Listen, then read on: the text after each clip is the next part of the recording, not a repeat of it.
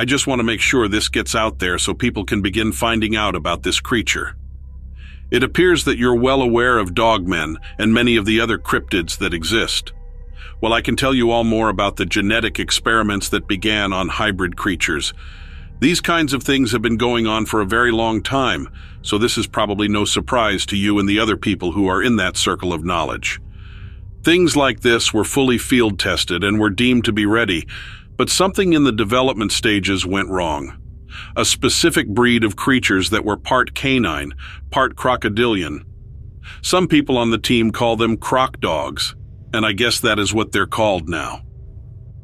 I don't know if there are many other sightings of these things because they're a relatively new development, but it is what it is.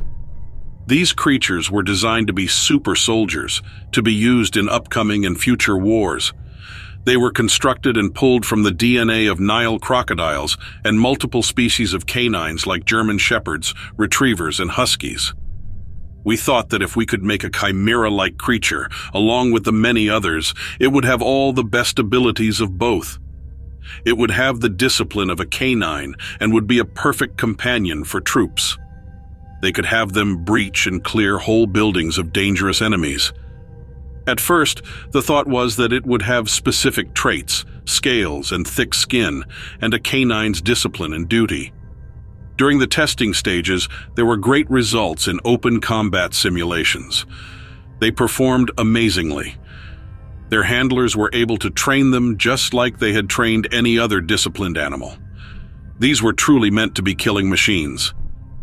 But we did have to change some training scenarios. I don't know if you'd call them pups, but we'll refer to them as that, the younglings.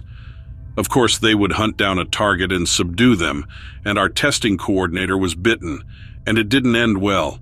The ferocity of these creatures was unmatched. They were extremely dangerous and hostile. One of them, we actually had to pull down the power of their bite because it was too immensely powerful. Eventually, the project was discontinued when these things were getting older and they became far too intelligent, possessing almost a human-like strategic intelligence. And they began attacking their handlers during other combat simulations. Some of them were trying to help, not all were a problem, but they became one. They had broken out and became too much to handle. Not long after things began to go south with the project, our coordinator was told by another unofficial branch of the government who oversaw the entire project to basically pull the plug. So many of our small branch of these creations were put down, so to speak. However, some made it out. I'm only writing this today because I found out one of them is in the wild, and I need to know that people are aware of this so they can be careful. I live in Georgia, just north of a testing facility that exists that many people probably don't know about, and I know a few of them are out roaming around again. These things aren't very old, and I want you to know that these kind of chimera creations exist all over the world. Some are getting out and some are purposefully being let out. I feel incredible guilt over having a part to play in the design and creation and being a part of this project. Listen, I understand that sending this to you probably comes off as a creepy pasta, but I'm here to tell you that this is my own horror story and that these things are actually going on. So, it's really up to you. You can believe it or not. But I'm telling you what I was a part of and what I helped make. I can't guarantee you how many of these things are actually out there. Just like Bigfoot or Dogman, there's an undisclosed number. But just like their cryptid counterparts, they are highly intelligent, very hostile and aggressive, and masters of hiding and camouflage, especially in their swampy environment.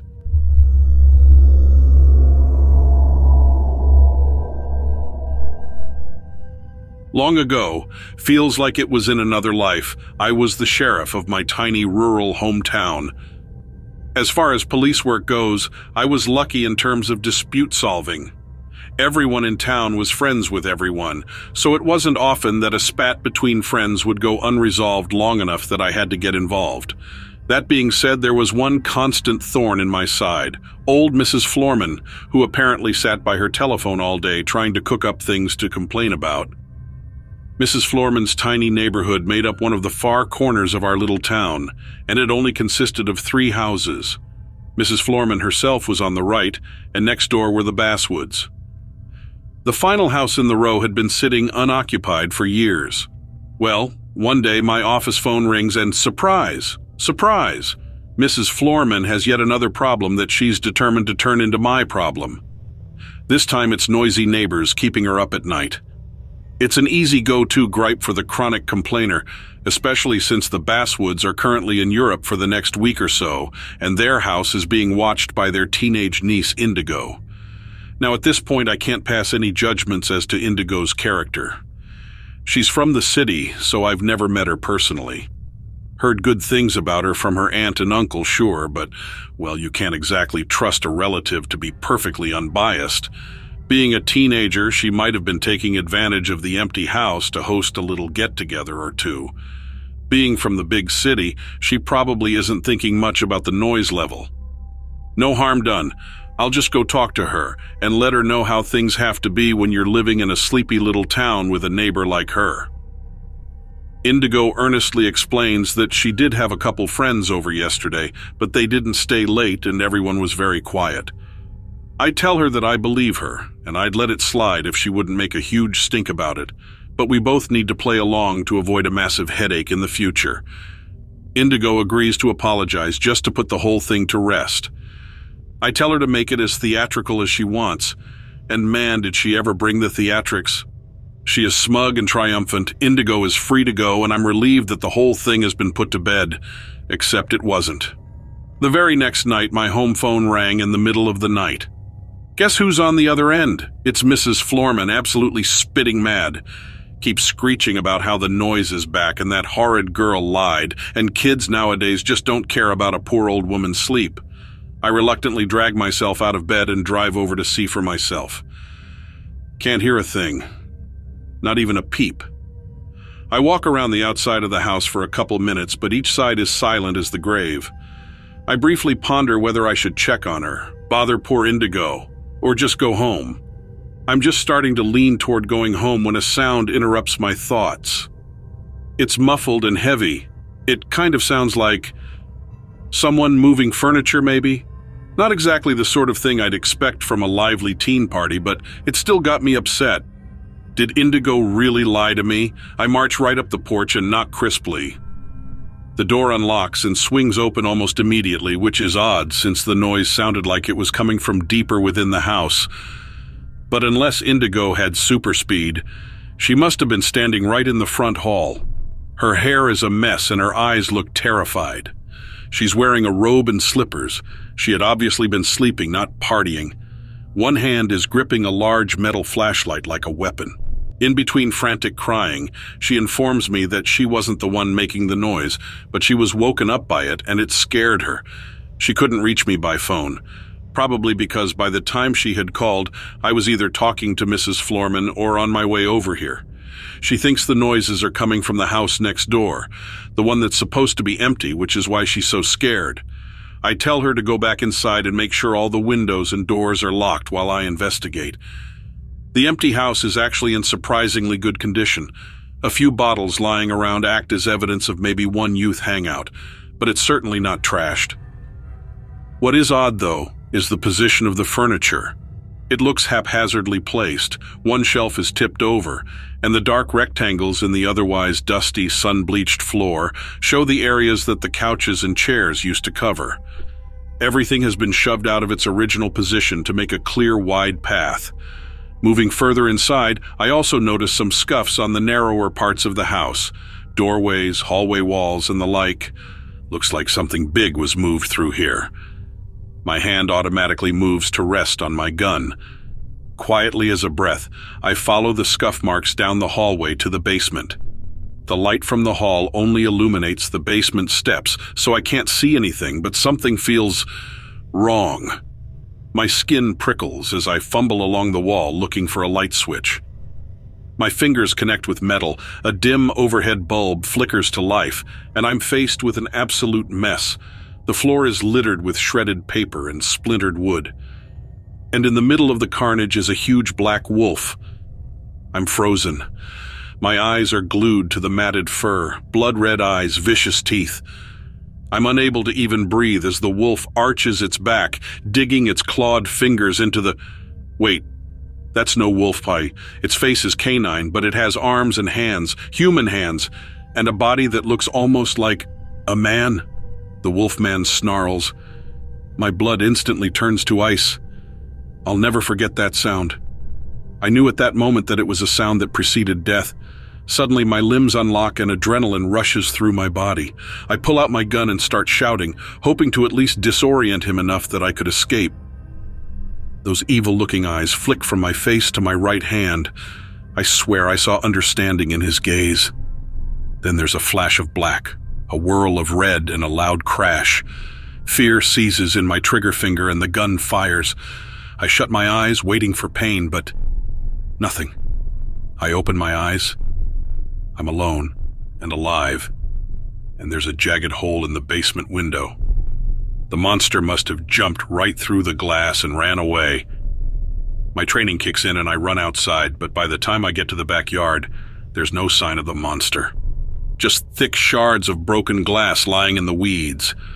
Very thick shards.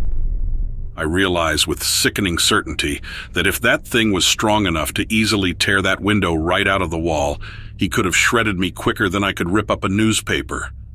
I remembered the way he had looked at me, like he wasn't at all fazed by my shouting, but he was intelligent enough to recognize what a gun is and what it can do.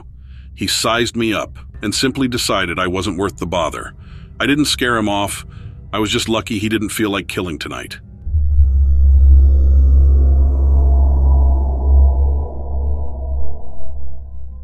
I'm not sure I should even be talking about this. It happened over 30 years ago now, but there hasn't been a day gone by that I haven't thought about it or the people who tried to cover it up. Truth's going to come out sooner or later. I suppose now is as good a time as any. I was on a field research team of biologists and botanists. These were some of the brightest people I had ever met. I was part of the botany team. My specialization was alpine environments. We were working on what was meant to be a long-term study of climate change in northern Canada. For the study, we were sent to several remote locations in the Yukon, Northwest Territories, and Nunavut.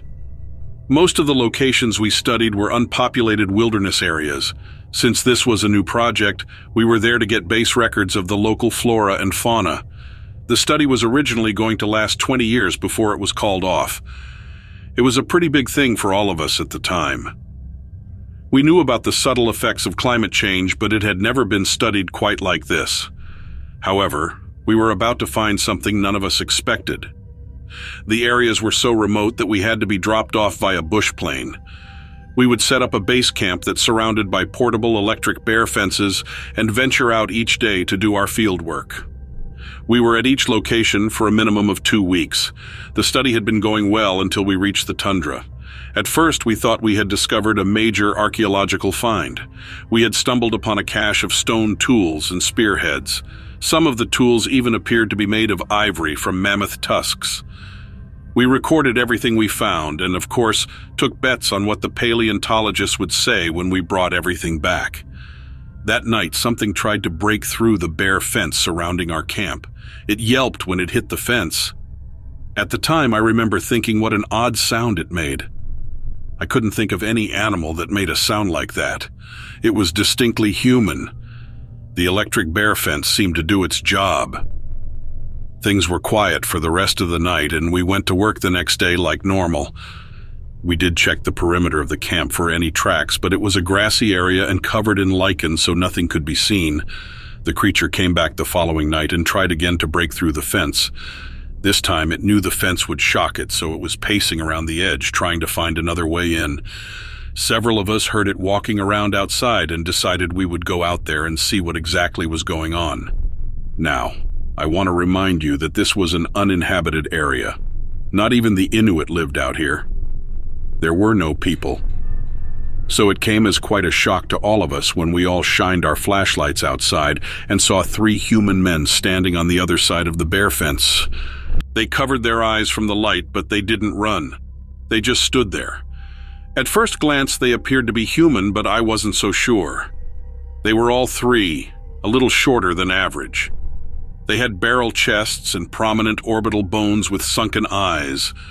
The hair on their heads were various lengths. They had hair on the exposed skin, arms and legs, that was entirely too long and coarse for them to be modern humans. Their clothes appeared to be primitive leather.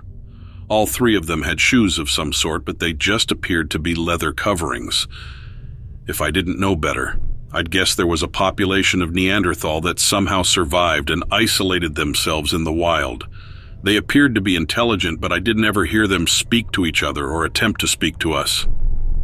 I realized after a moment of standing there, dumbstruck, what they were after. I quickly gathered up all the things we took from their cache and handed it back to them over the fence. He hesitated before taking the bag from me.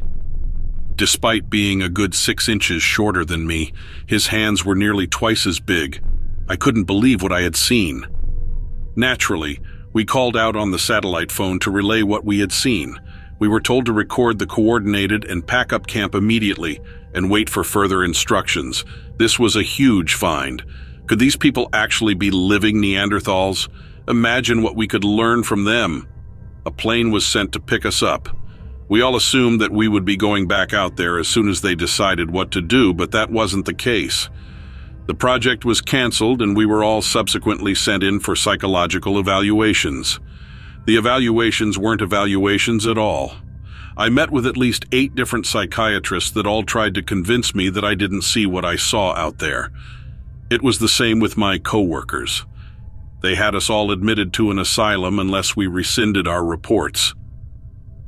I was diagnosed with hysteria and prescribed a cocktail of pills that did their best to give me memory loss.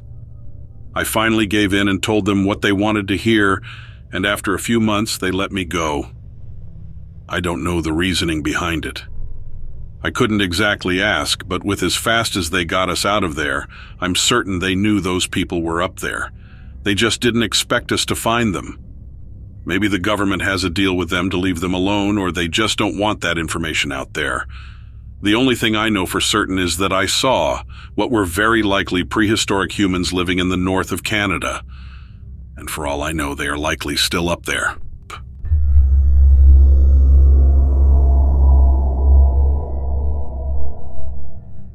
As a veterinarian who's spent nearly a decade working in both urban and rural settings across Montana, I've seen my fair share of animals, both common and rare, domesticated and wild.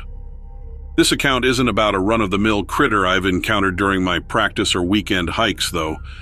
I hesitate to call it an animal because, in all my years of study and field experience, I've yet to find a rational explanation for what I saw that night. Let me set the scene for you. I was driving home late from the clinic in Great Falls, a small city surrounded by sprawling fields, hilly terrain, and dense patches of forests.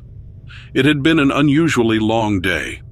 A farming accident had resulted in several injured animals, and I was the on-call vet. I was driving a winding 2-lane road flanked by miles of open land and patches of forest that form a jagged horizon against the starlit sky. It was a clear autumn night in October of 2016, a bit chilly, but not uncommon for Montana around this time of year. Driving on that empty road, the only sound I could hear was the hum of my car's engine and the occasional crackle from the AM radio. The beam from my headlights was the only source of light, creating an island of visibility in an ocean of darkness. But in that bubble of light, my normal routine drive was interrupted by something entirely out of the ordinary. Suddenly, a figure dashed across the road, causing me to slam on the brakes. My car skidded to a halt just a few feet away from the creature. My heart pounded in my chest as I squinted through the windshield, trying to make sense of what I was seeing. It was roughly 7 feet tall, hunched over, making its actual height seem taller. It was covered in a coarse coat of dark hair, brown or perhaps black, but it was hard to tell under the stark, contrasting illumination of my headlights. It was unmistakably bipedal and bore a vaguely humanoid shape, but was bulkier, more muscular. Its arms were long, almost disproportionate, ending with what looked like claws or sharp-tipped fingers. I couldn't make out its face very well. It was turned away from the light, but I could see pointed ears sticking out from the mass of hair. What struck me the most were its eyes, reflecting a chilling yellow glow, a common trait among many nocturnal animals. But these eyes held an uncanny sense of intelligence, almost human-like. It stood frozen for a moment, our gazes locked. Then with a swift and powerful leap, it disappeared into the dense forest beyond the road. It all happened within a matter of seconds, but the image was seared into my memory. I was left sitting there, my heart pounding in my chest, my hands shaking slightly on the steering wheel. My rational mind was scrambling to identify the creature, to relate it to something known, something familiar, but came up empty. When I finally pulled myself together, I slowly accelerated, eyes scanning the road and the surrounding area, half expecting the creature to reappear. But there was nothing except the quiet rustling of the night wind and the usual night sounds. Once I was home, I tried to make sense of what happened. I considered reporting it, but then, what was I supposed to say? That I saw an unidentified creature that defied categorization. I didn't want to be ridiculed or brushed off as just another vet who'd had a long day. So I kept the experience to myself, besides sharing it with a few close friends and family members, who were as baffled as I was. There were no other reported sightings of such a creature, and nothing turned up during my sporadic and rather covert inspections of the area. Over time, I was left with a gnawing uncertainty and a mystery that seemed destined to remain unsolved. That encounter challenged my view of the natural world. There was an unease, a lingering sense of fear, yes, but also curiosity. I found myself revisiting that night, replaying that sight in my mind, wondering what it could be, where it came from, and why it crossed my path. But even years later, I still don't have any answers. Just an experience that serves as a stark reminder of the inexplicable and unknown elements that lie beyond our understanding.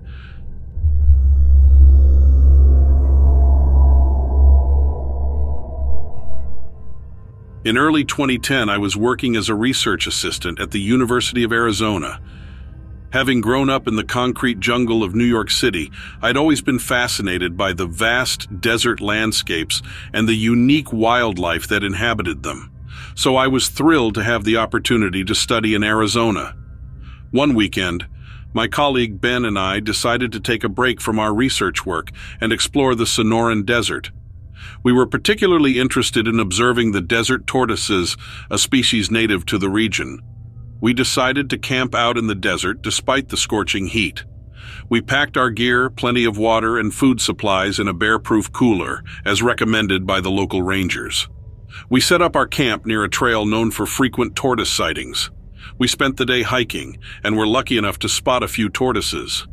We also enjoyed the breathtaking views of the desert landscape, the cacti, and the clear blue sky. As night fell, we returned to our campsite and prepared a simple meal. Exhausted from the day's activities, I fell asleep soon after dinner. I was jolted awake in the middle of the night by a strange, high-pitched sound, and it sent chills down my spine. I tried to convince myself it was just a desert fox or some other nocturnal creature, and eventually I fell back asleep. The next morning, we decided to explore a different trail that led to a small oasis. We spent the day there, enjoying the cool water. As the sun began to set, we started our journey back to the camp. As we approached our campsite, we noticed something odd. Our tent seemed to be fluttering more than it should be, and some of our things were in different places than we had left them. We rushed to the site and found our tent unzipped and some of our gear thrown around. The bear-proof cooler was empty, and there were large, unfamiliar footprints in the sand. We were puzzled and a bit scared. Our first instinct was that we had been robbed. We hadn't left any food out, and the footprints didn't resemble any animal we knew of.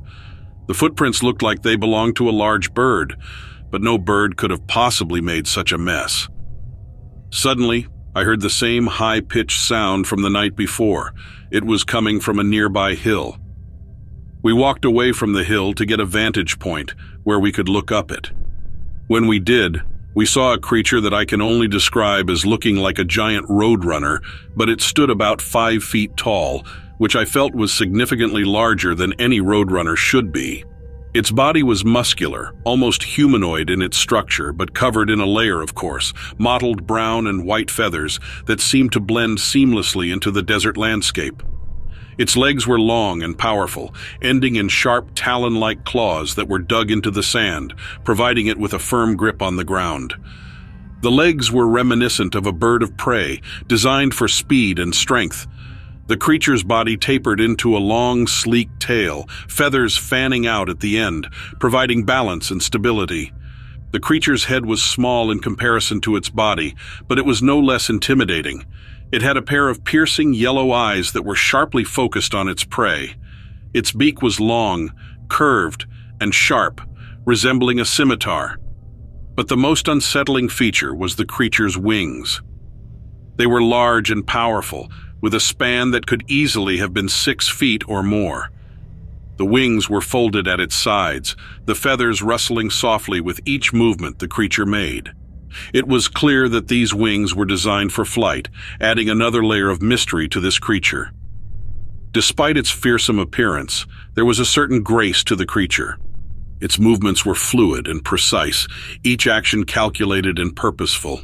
It was a creature of the wild, perfectly adapted to its environment, a true embodiment of the harsh and beautiful desert landscape. After the encounter, Ben and I were left in a state of shock. We had come face to face with a creature that seemed to defy all known wildlife classifications. We quickly packed up our scattered belongings, our hands shaking and hearts pounding with the adrenaline of the encounter.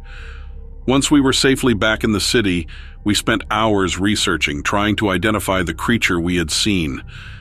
We pored over wildlife books and online resources, but found nothing that matched the description of the creature. It was as if we had stumbled upon a creature unknown to science. We reported our encounter to the local rangers the next day. We described the creature in detail, but were met with skeptical looks. It was clear they found our story hard to believe, but they promised to look into it. In the days that followed, we couldn't help but discuss our encounter with our colleagues at the university. Our story spread, and soon we were contacted by a local wildlife expert who was intrigued by our description of the creature. He suggested that we might have discovered a new species, or perhaps a known species that had undergone significant evolutionary changes. We were intrigued by that idea and investigated it together. Also, the experience brought us closer as colleagues. We had shared this unique experience that no one else could fully understand. It was a reminder of the mysteries that still exist in the world, waiting to be discovered. To this day, Ben and I still talk about the encounter. It has become a sort of legend in our circle, a story we tell to new members of our team, and who knows, maybe one day, we'll finally uncover the truth about the creature in the desert.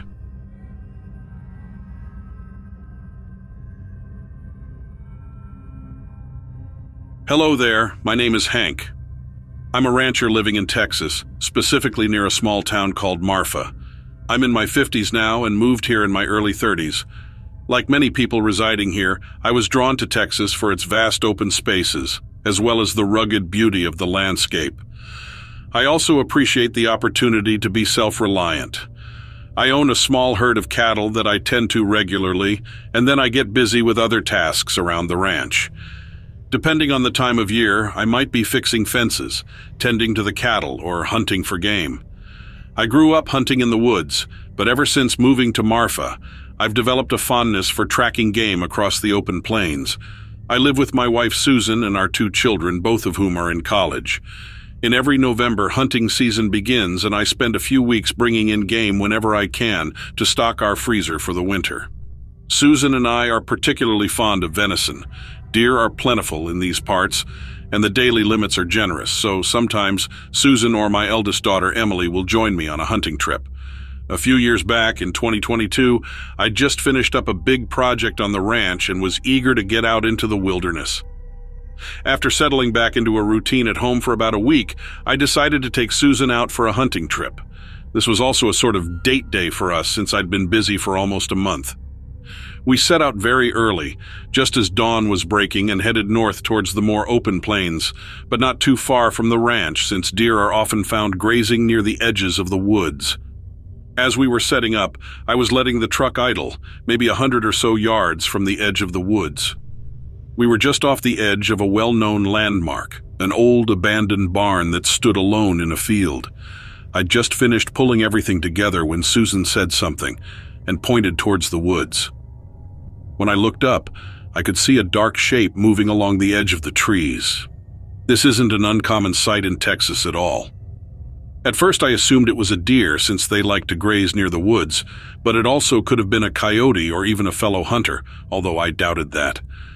I got a little excited but could tell that something was off with Susan. She was sitting stiffly and staring at the woods.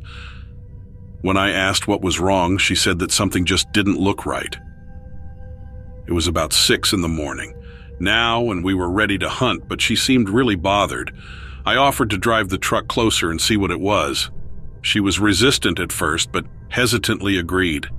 She gripped the edge of the truck seat tightly as we drove towards the barn and the edge of the woods. Meanwhile, as soon as I started moving the truck, the creature at the edge of the woods turned our way and seemed to be observing us. I expected it to run off as we got closer, but it didn't. That put me on edge, as I was now thinking it was a coyote that was too used to humans. These animals can be dangerous and eventually end up trying to break into barns or getting too close to people in aggressive ways. We got to about 50 yards from the edge of the woods, and I pulled a pair of binoculars out of my coat. It took a second to get situated, but I got the creature in my sights and realized it wasn't a coyote at all. By now it was trying to move deeper into the woods. As I watched, holding my breath, it moved on 2 feet, not like a coyote, but like a stiff human. Susan then hit my arm and told me she wanted to go back. "Hold on," I said, wanting to get a better look. I didn't dare drive the truck in closer since the ground was very uneven, but I kept my eyes glued to the bipedal creature. It wove in and out of the trees, poking out every few seconds to look back at us. The trees obscured it a bit, but I was able to see longer, shaggy hair on its body, matted in some places. It was a dark, almost black-brown, and had long arms that reached down past where I would say the knees were. I asked Susan if she wanted to look, but she shook her head and asked again if we could please head back. In fact, she demanded it. We switched spots so I could keep looking at the creature while she directed us back out to the hunting spot. As the truck moved away from the woods, the thing came out onto the edge of the forest a little further, but not like it had been before. It was a bumpy ride, but I could see that it was observing us and would occasionally bend down again with stiff knees. When we were far out from the woods, Susan and I started hunting and didn't talk about it until I brought it up an hour later. I asked if she wanted to know what it was. She said no at first, but then gave in to curiosity. Plus, we couldn't see the creature at the edge of the woods anymore. I explained that it almost looked like a man in a black and brown ghillie suit, but one who was walking strangely. She looked at me and said she'd noticed that too, that the movements weren't fluid like a human, but they were very straightforward and more animal-like. We tried to focus on hunting, but after an hour only caught sight of a few smaller deer and a rabbit. So she and I decided to head back in. Since that day, we haven't seen anything like the creature again, but I've brought it up over beers in the bar and have heard similar stories. Locals in the area seem pretty comfortable with the idea of Bigfoot or something ape-like around. I'm thinking that's what we must have seen. Whatever it was, I didn't get a feeling of menace or aggression about it, more that it wanted to be left alone and stay unseen. Eventually, Susan admitted that she knew about the stories too, and had heard them growing up, but never believed that such things existed until we saw it for ourselves.